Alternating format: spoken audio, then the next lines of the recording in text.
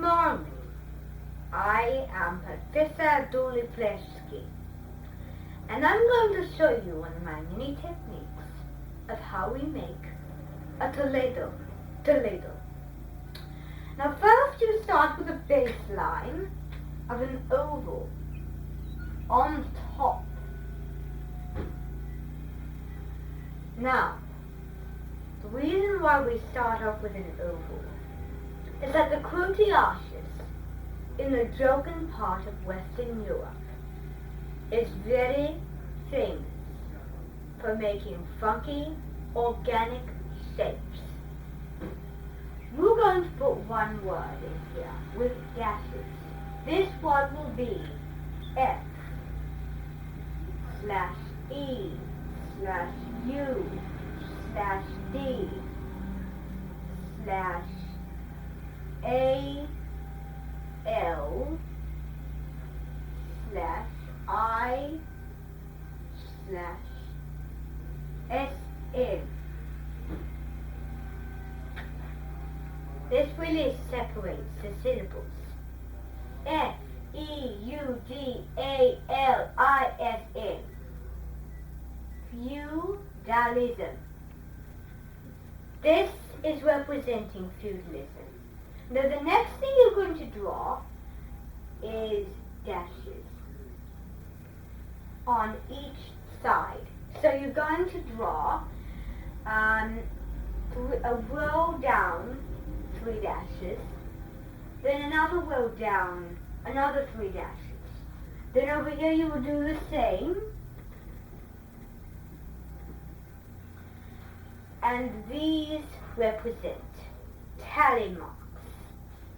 Now if you add a 5 to this,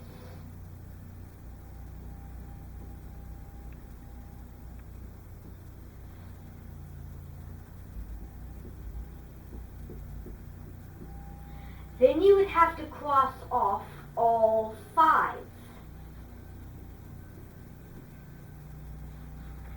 marks. And these represent the peasants. The peasants in the feudal manners and at feudal times had to work the land. And these tally marks represent the jobs they do, so they can cross off like a calendar. So this is a calendar that they can cross off all the jobs they did. So the next symbol is going to be another word.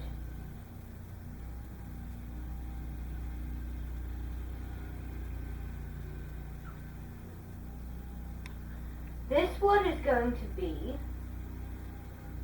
F, and then this line here will act as your slash.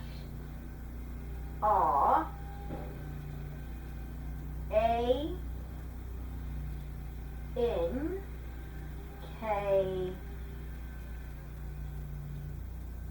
There's a little teeny tiny S right there.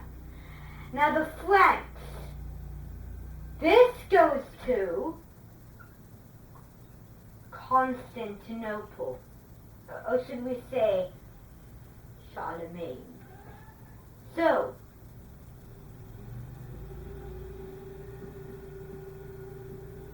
Charlemagne. Now the next step is going to be making 3 dots. And then making another 3 dots to symbolize disease. Because in medieval Europe at feudal times, what happened was they got a disease, and this disease was a very widespread disease. This is called the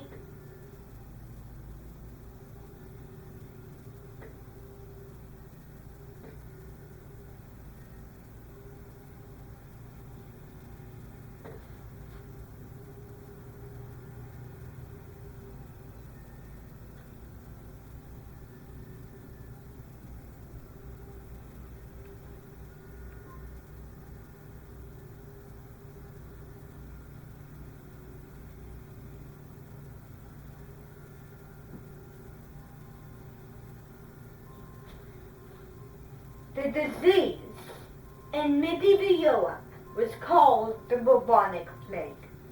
This disease was a very widespread disease. It spread throughout Western Europe. And did it went to the Middle East? Probably Asia and beyond. So this happened after the Holy Roman Empire struck. And what I mean by struck is the western half of it, meaning it is in Europe. It was a very big empire. Had collapsed in 476 CE. So 400, and then 1, 2, 3, 4, 5, 6, 7, 6. Then CE would be center stage.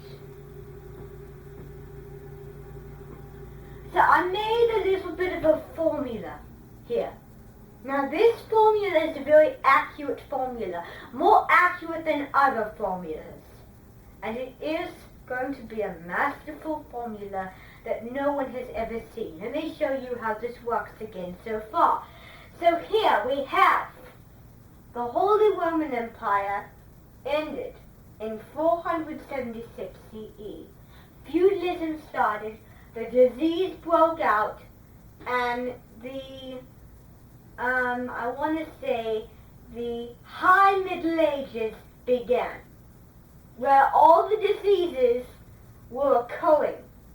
Now the early Middle Ages is when the empire struck down. The High Middle Ages is when the disease broke out. Then we got down here, we're going to go down here, where we're going to spell the word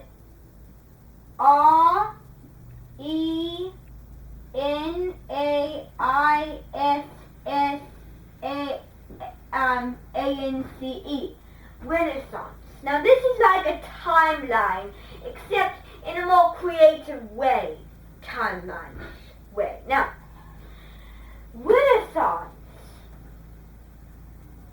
it is the rebirth of European culture. So when the Roman Empire struck down in 476, all these things broke out, and then it got enlightened. All the European, the classical culture, rebirth of classical culture, the Renaissance was. The classical culture happened again. It enlightened. It happened again.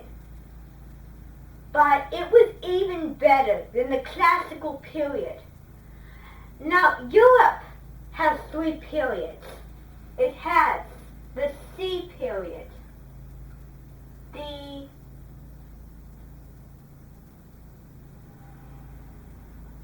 M period, and the R period. Now C is classical, M is medieval, or Dark Ages, Middle Ages, and R is Renaissance, where people, where thinkers use logic and reason, and a lot of, well, basically,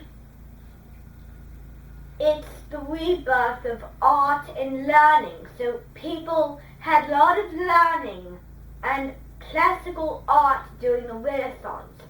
Now, a lot of Renaissance people had a very famous knack called humanism.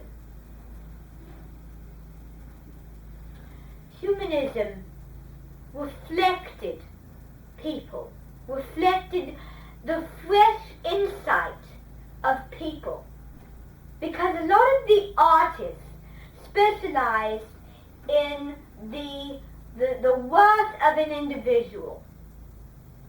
individualism, paying homage and considering others' achievements.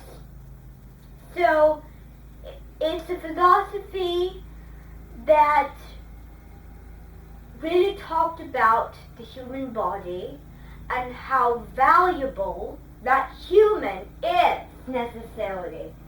So then, the final strikedown is the Enlightenment. The Renaissance was a reawakening. The Enlightenment continued. It was after the Renaissance, and it added to all that knowledge. Now, the Enlightenment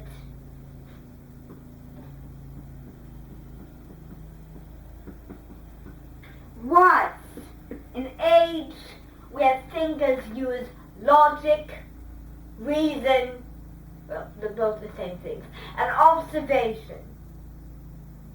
And the government really strengthened. Now, I don't know much about the Enlightenment, but I do know what they basically are. I know pretty much a lot about the Renaissance. I just haven't studied the Enlightenment long enough so that I can know more about it. I didn't know much about the Enlightenment. I do know about the Renaissance and a little about the Reformation, but I don't know anything about the Enlightenment. I'm sorry to say.